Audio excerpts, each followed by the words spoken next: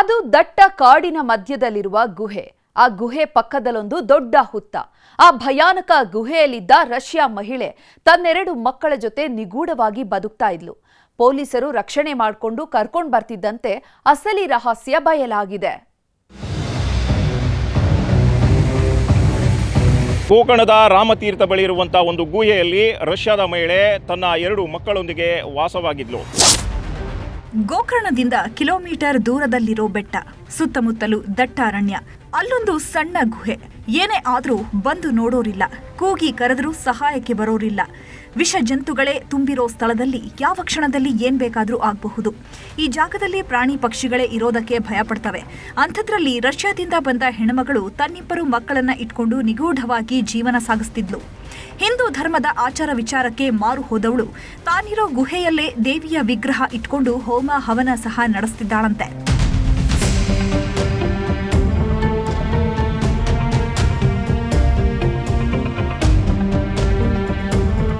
ಇದು ಪುರಾಣ ಪ್ರಸಿದ್ಧ ದಕ್ಷಿಣ ಕಾಶಿ ಎಂದೇ ಖ್ಯಾತಿ ಪಡೆದ ಗೋಕರ್ಣದ ರಾಮತೀರ್ಥ ಗುಡ್ಡದ ಮೇಲಿನ ಗುಹೆ. ಉತ್ತರ ಕನ್ನಡ ಜಿಲ್ಲೆಯ ಕುಮಟಾ ತಾಲೂಕಿನ ಜಾಗಕ್ಕೆ ಮನುಷ್ಯರು ಬರೋದಕ್ಕೆ ಹೆದರುತ್ತಾರೆ. ಕಳೆದ ಬಾರಿ ಮಳೆ ಆಗಿದ್ರಿಂದ ಈ ಗುಹೆಯ ಒಂದು ಭಾಗ ಕುಸಿದು ಹೋಗಿತ್ತು. ಹಾವು ಚೇಳುಗಳೇ ಇರೋ ಈ ಜಾಗದಲ್ಲಿ ಮೈಯೆಲ್ಲ ಕಣ್ಣಾಗಿರಬೇಕು. ಒಂಚೂರು ಎಚ್ಚರ ತಪ್ಪಿದ್ರೂ ಅಪಾಯ ಕಟ್ಟಿಟ್ಟ ಬುತ್ತಿ. ಇದೇ ಜಾಗದ ಸುತ್ತಮುತ್ತ ಗಸ್ತು ತಿರುಗ್ತಾ ಇದ್ದ ಪೊಲೀಸರು ರಷ್ಯಾ ಲೇಡಿಯನ್ನ ಕಂಡು ಬೆಚ್ಚಿ ಬಿದ್ದಿದ್ದಾರೆ. ಮಹಿಳೆ ಜೊತೆ ಇದ್ದ ಇಬ್ಬರು ಮಕ್ಕಳ ಕಥೆ ಕೇಳಿ ಹೌಹಾರಿ ಹೋಗಿದ್ದಾರೆ. ಗುಹೆಯಲ್ಲಿ ಇದ್ದಂತಹ ಮಹಿಳೆ ಮತ್ತು ಎರಡು ಮಕ್ಕಳನ್ನು ಪೊಲೀಸರು ರಕ್ಷಣೆ ಮಾಡಿದ್ದಾರೆ. ಇದು ಒಂದು ಆತಂಕಕಾರಿ ವಿಷಯ ಅಂತಲೇ ಹೇಳ್ಬೋದು. ಪೊಲೀಸರಿಗೆ ಹೇಳುವುದೇನೆಂದರೆ, ಇಲ್ಲಿರುವಂಥ ಎಲ್ಲ ವಿದೇಶಿಯರನ್ನು ದಯವಿಟ್ಟು ಕಣ್ಣಿಗೆ ಕಂಡಾಗ ಅವರನ್ನು ಚೆಕ್ ಮಾಡಿ ಒಂದು ಸೂಕ್ತ ಕ್ರಮ ಕೈಗೊಳ್ಳಬೇಕು ಅಂತ ಕೇಳ್ಕೊಳ್ತೇನೆ. ಗುಹೆಯೇ ಮನೆ, ದೇವರ ಪ್ರಸಾದವೇ ಮೃಷ್ಟಾನ್ನ. ಗೋಕರ್ಣದ ಪ್ರಕೃತಿ ಸೌಂದರ್ಯಕ್ಕೆ ಮರುಳಾದವರೇ ಇಲ್ಲ.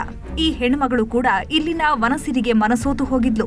ಹೀಗಾಗಿಯೇ ಈ ಜಾಗವನ್ನ ಆಯ್ಕೆ ಮಾಡಿಕೊಂಡಿದ್ಲಂತೆ. ಈಕೆ ಹೆಸರು ನೀನಾ ಕುಟೀನಾ ಅಂತ.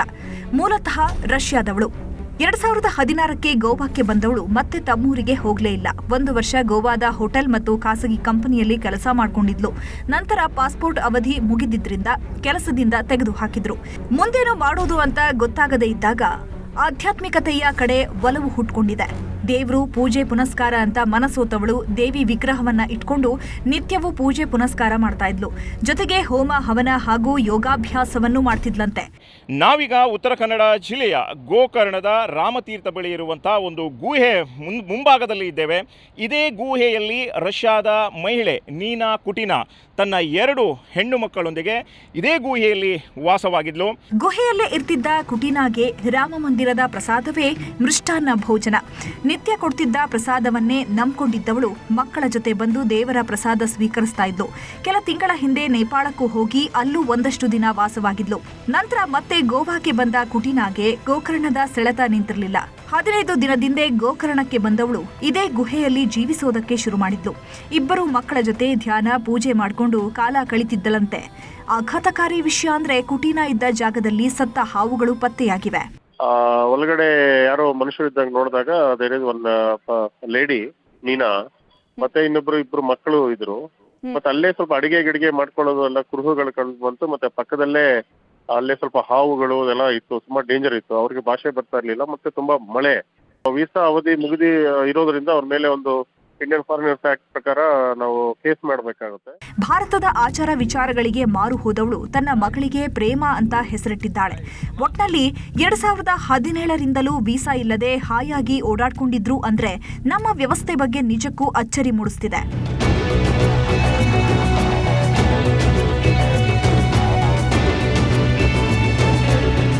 ದರ್ಶನ್ ನಾಯಕ್, ನ್ಯೂಸ್ 18, ಕಾರವಾರ.